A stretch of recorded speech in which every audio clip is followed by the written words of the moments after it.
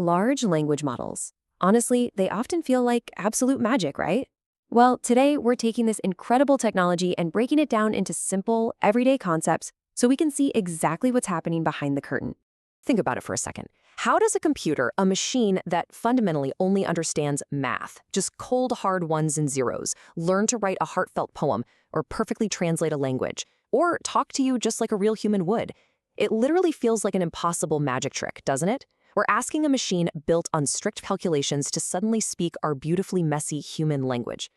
But here's the secret behind the magic trick. It's actually just the ultimate game of guess the next word.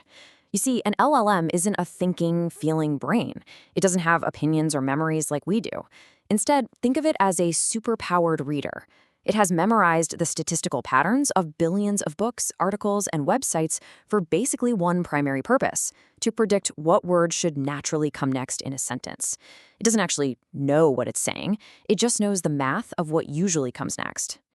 Section 1. What are language models?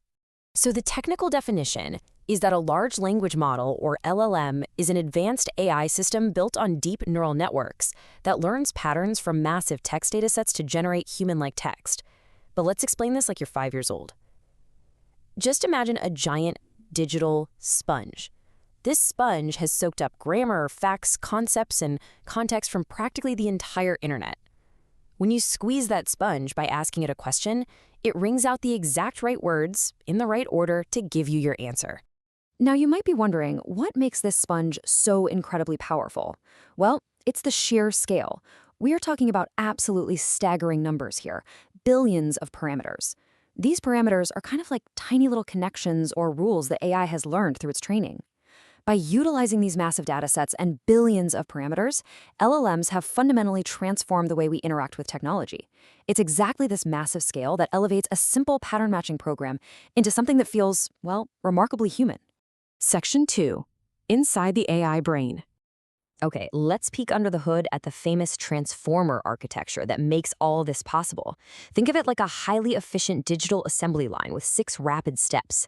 Step 1 is embeddings. This is translating your words into secret math codes the computer actually understands. Step 2, positional encoding. That's numbering those puzzle pieces to remember the exact word order. Step 3, self-attention. This is where it looks for context clues, like knowing the word bark means a dog and not a tree. Step 4, feed-forward layers, which process those clues to capture highly complex patterns. Step 5 is decoding, where it generates the response for you, step by step, word by word. And finally, Step 6, multi-head attention. This is doing all of that complex reasoning on parallel tracks, all at the exact same time. Pretty wild, right? Section 3, meet the popular models. You've probably heard of a few of these digital assistants in the news, so let's look at the real-world roster. Each model brings its own unique superpower to the table. They all use the same basic factory floor we just talked about, but with different specializations. For instance, GPT-4 and 4o from OpenAI are known for advanced multimodal reasoning, meaning they handle text, audio, and images effortlessly. Then there's Gemini 1.5 by Google DeepMind, which has a massive memory. It can handle over 1 million tokens of context at once. Claude 3 by Anthropic puts a heavy focus on safety, reliability, and strong summarization. And then you have Meta's Llama 3, an open-weight model that's hugely popular with researchers and startups, alongside Mistral 7b, which provides incredibly efficient open-source alternatives for developers. Section 4. What can LLMs do? Imagine having a tireless digital assistant right at your fingertips, ready to work around the clock. Because these models do so much more than just casually chat. They can actually generate highly accurate code based on your specific instructions.